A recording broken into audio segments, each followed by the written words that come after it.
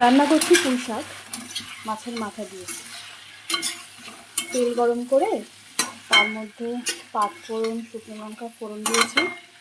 তারপরে ওর মধ্যে আলু আর কুমড়ো আর এই মোটা মোটা ডাঁটাগুলো পুঁই শাকের সেইগুলো কেটে ভেজে নিয়েছি।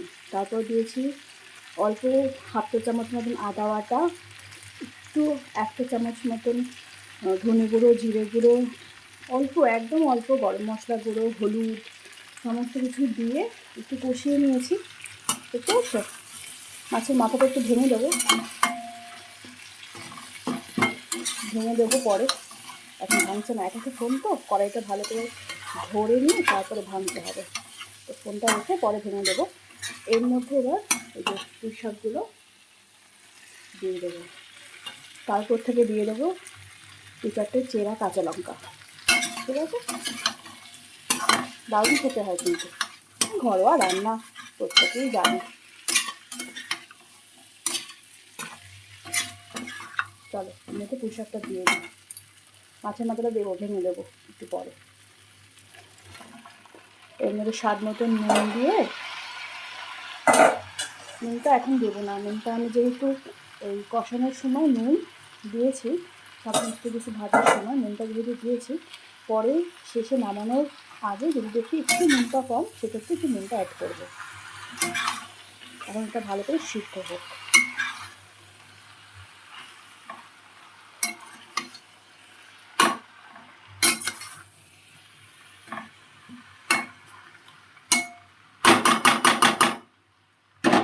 আর এতদিন ধরে যারা আমার ব্লগ দেখছো, আমার ভিডিও দেখছো, তারা তো জানো আমরা পেঁয়াজ রসুন ছাড়া রান্না করে থাকি।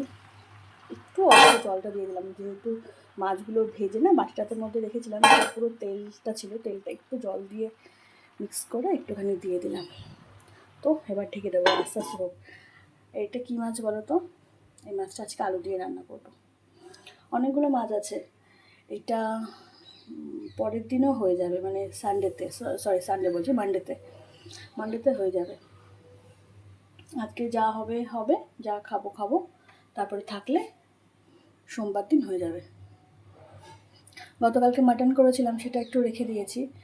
মাটনটা সোমবার খেয়ে নেবো। আর এইখান থেকে যদি 2 পিস মাছ বেঁচে যায়, তাহলে সেটা ফ্রিজে রেখে দিলে সোমবার আমার বরের হয়ে যাবে সেক্ষেত্রে।